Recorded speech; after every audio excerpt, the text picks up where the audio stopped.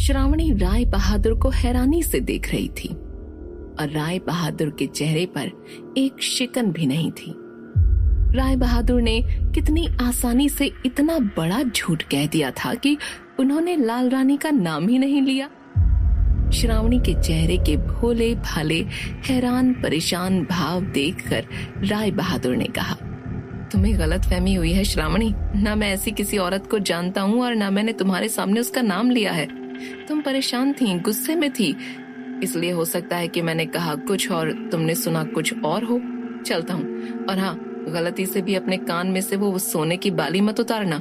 जब तक मैं न कहूँ उसे छेड़ना भी मत। ठीक है, नहीं उतारूंगी।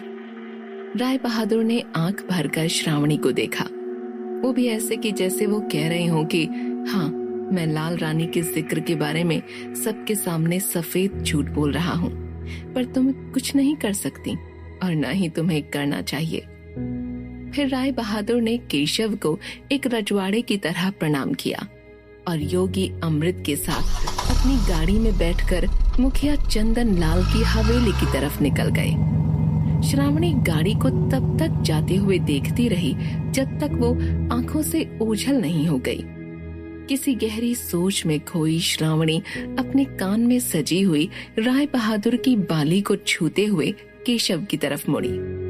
केशव की आंखों में आंसू थे और वो किसी अपराधी की तरह अपनी बेटी के आगे हाथ जोड़े खड़ा था। श्रावणी ने आगे बढ़कर अपने बापू के हाथ पकड़ लिए और उनके आंसू पोंछे। केशव ने बड़ी ही शर्मिंदगी से अपनी बच्ची की तरफ देखा और कहा, मुझे माफ कर दे लाडो, मुझे माफ कर दे। कभी नहीं सोचा था कि अपनी लाडो को इस तरह किसी अनजान आदमी के पल्ले बांधना पड़ेगा। एक ऐसा आदमी जिसके नाम के सिवा मैं कुछ नहीं जानता, पर कोई और रास्ता नहीं है लाडो। अगर तू इस गांव से ना गई तो ना ये गांव बचेगा ना तू। सबको जिंदा रखने का बस यही एक तरीका है। हो सके तो अपने इस कमजोर बाप को माफ कर देना लाडो। ऐसा मत बोलो बापू। बापू कभी अपनी छोटी सी लाडो से माफी मांगते हैं क्या? गांव वाले जो कर रहे हैं, आपको जो करना पड़ रहा है, राय बहादुर जो करने को तैयार हो गए हैं, उस सबकी जिम्मेदार तो मैं हूं ना बापू। मैं एक श्राप, एक बोझ, एक बला बनकर जन्मी हूँ, तो देर सवेर तो ये घड़ी आनी ही थी ना। आप ज्यादा मत सोचो, अपनी इस बदनसीब बेटी को लाल जोड़े में विदा कर देना बस, और ये प्रार्थना करना कि मेरे साथ जी रही वो 100 रूहें गति पा जाएं। गत्ते की सब्जी और खाचड़ा खाओगे बापू? मेरा ब्याह हो जाएगा तो आपको ये सब कौन खिलाएगा? बस कर लाडो, बस कर। तेरे बापू का दिल इतना भी मजबूत नहीं है कि बार बार ये याद करे कि उसकी लाडो उसे हमेशा के लिए छोड़कर जाने वाली है। चल, आज हम दोनों मिलकर गट्टे की सब्जी बनाते हैं। चल लाडो। केशव ने अपनी मासूम सी बच्ची के सिर पर हाथ रखा और श्रावणी अपने बापू का हाथ पकड़कर रसोई की तरफ चली गई। पर उसका दिमाग राय बहादुर और राय बहादुर की उससे शादी करने की वजह के आसपास ही मंडरा रहा था।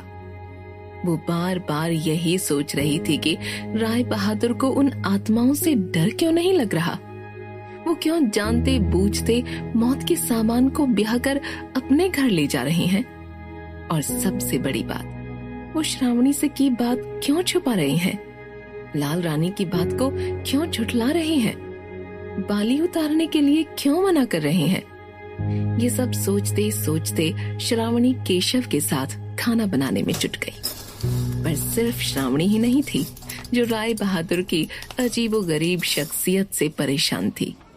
मुखिया चंदन लाल की हवेली में भी यही हवा चल रही थी। मुखिया चंदन लाल, उनका नौकर वसु, गांव के लोग, किन्नरी, गुलाब, पन्ना और दावत पकाने के लिए बुलाई गईं औरतें, सब लोग सुबह हवेली में हुई मारकाट को भूलकर राय बहादुर के बारे में तरह तरह की बातें बना रहे थे। डरी हुई आवाज में उनके बारे में अजीब तरह के अंदाजे लगा रहे थे। और चंदन लाल बस बार बार यही सोच रहा था कि क्या राय बहादुर को ही योगी अमृत ने 10 कोस के जंगल से आवाज लगाई थी? पर ये कैसे हो सकता था? एक आम इंसान के लिए इतनी दूर की आवाज सुनकर पहुंच जाना कैसे मुमकिन है? और राय बहादुर का ये कहना कि श्रावणी के जाते ही उनका बेटा अजर लौट आएगा, ये किसी आम इंसान के शब्द हो ही नहीं सकते थे। और जो बातें चंदन लाल के आस पास हो रही थीं, वो भी इसी डर को हवा दे रही थीं। अब मुखिया जी, अगर योगी अमृत इस हवेली में न रहे तो मैं उस राय बहादुर की सेवा के लिए रात को न रुकूंगा। अरे क्या पता कौन जिन्न या प्रेत है ये आदमी जो हवा में से पैदा होके श्रावणी का पति बनने को आ पहुंचा। वसु सही कह रहा है चंदन लाल जी, श्रावणी को भयगढ़ से निकालने के चक्कर में किसी भूत पिशाच को तो घर में आसरा न दे रहे आप। अरे मरे मरे अपना सारा बहा खून समेटकर जिंदा हो गया वो आदमी। डर न लग रहा आपको? क्या करने लगे हो मुखिया जी? सबकी बात मान क्यों नहीं रहे आप? आज सवेरे ही अपनी बहू, भतीजे और बेटे को गंवाया है आपने। उस राय बहादुर को हवेली में लाके अपने पोते की जान भी खतरे में डालोगे क्या?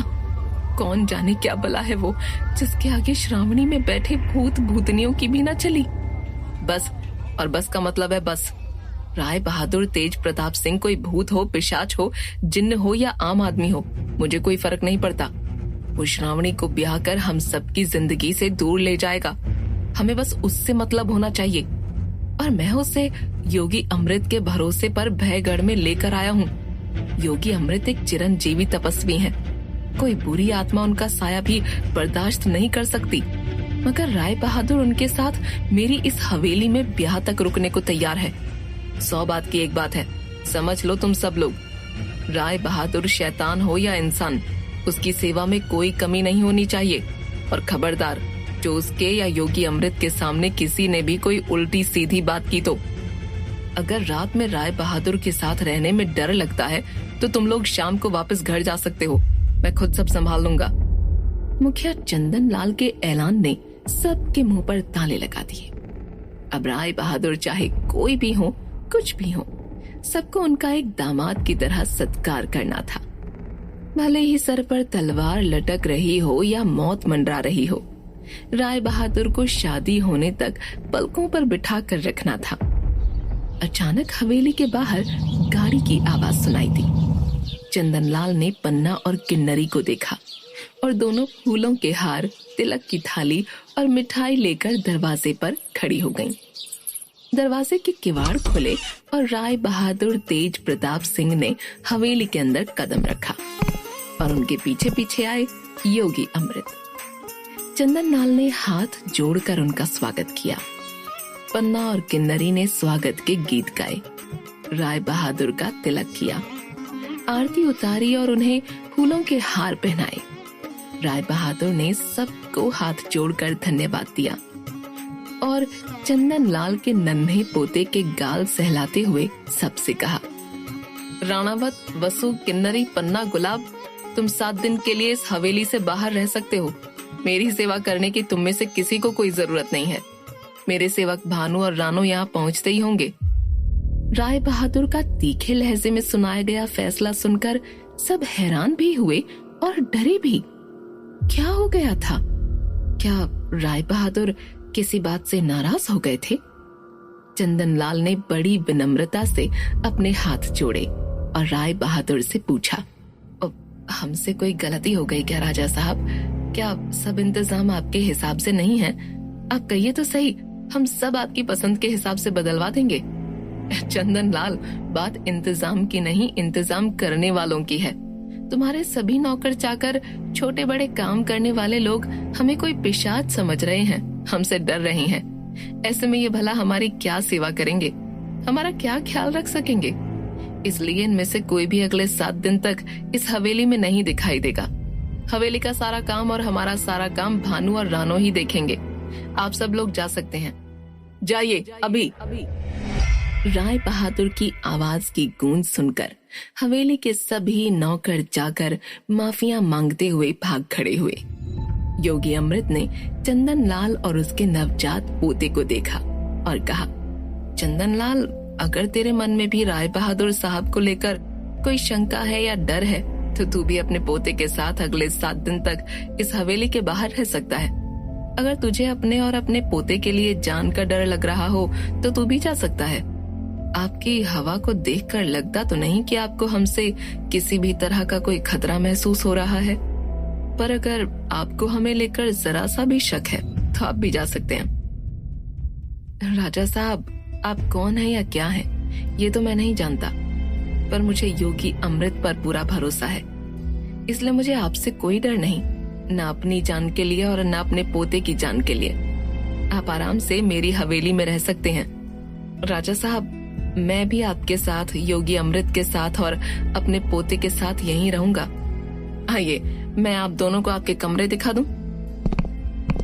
शायद चंदन लाल ने अपने घर में कुछ ही घंटों पहले भूत पिशाच, खून खराबा, मौत, पागलपन और साक्षात नर्क का ऐसा नजारा देखा था कि अब उसे किसी चीज से डर लगकर भी नहीं लग रहा था। उसे बस किसी भी तरह श्रावणी को भयगढ़ से बाहर निकालना था और अपने बेटे अजर को वापस लेकर आना था। चंदन लाल ने राय बहादुर और योगी अमृत को उनके कमरे दिखाए। किन्नरी जो खाना बनाकर गई थी वो उनके कमरों में पहुंचाया।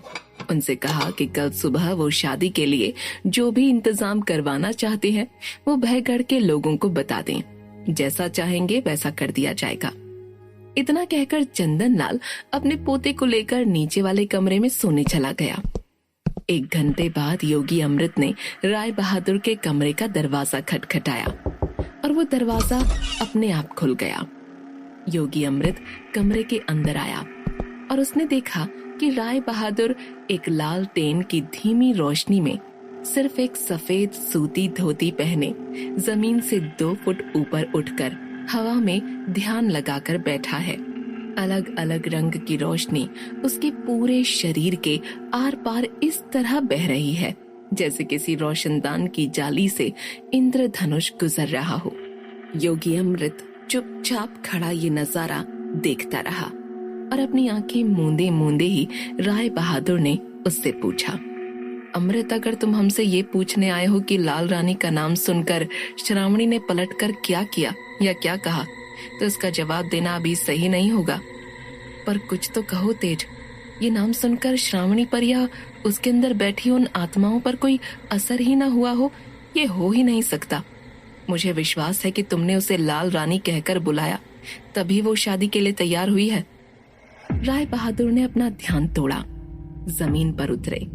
रोशनी की किरणें उनके शरीर में लुप्त हुईं और उन्होंने योगी अमृत से कहा, श्रावणी शादी के लिए इसलिए तैयार हुई है क्योंकि मैंने ये बात उसके दिमाग में अच्छी तरह से बिठा दी है कि आगे वो आत्माएं जो भी करेंगी उसकी जिम्मेदार सिर्फ वो होगी। और श्रावणी शादी के लिए इसलिए भी तैयार हुई है क्योंकि मैंने उसके अंदर बैठी उन शैतानी आत्माओं को एक सोने की बाली में बांध दिया है। वो न श्रावणी को नुकसान पहुंचा सकती हैं और न किसी की जान ले सकती हैं। राय बहादुर के ये कहने की देर थी कि अचानक हवेली में चूड़ियों और पायल के खनकने की आवाज आने लगी। पूरी हवेली में एक भूतिया औरत की आवाज में लोरी की आवाज गूंजने लगी। राय बहादुर, योगी अमृत और चंदन लाल भागकर अपने कमरों से बाहर निकले। बाहर निकलकर उन्होंने जो देखा वो किसी को भी डर से मार देने के लिए बहुत था। श्रावणी तीसरी मंजिल की छत की बन्नी के आखिरी छोर पर चंदन लाल के पोते को लेकर खड़ी हुई थी। उसका सफेद रंग, लाल आंखें, बिखरे बाल और उसके गले से निकल रही वो भयानक लोरी एक ही बात कह रही थी कि श्रावणी उस बच्चे को लेकर बन्नी से कूदने वाली है। क्या होगा अब? सोने की बाली का तंत्र टूटा कैसे? या उन आत्माओं ने कोई बीच का रास्ता ढूंढ निकाला? क्या श्रावणी उस नवजात शिशु के साथ छत से कूद जाएगी? या राय बहादुर किसी तरह उन शैतानी आत्माओं को एक बार फिर रोक लेंगे? जानने के लिए सुनते रहिए श्रावणी और राय बहादुर की कहानी, जिसका नाम है भयनगर।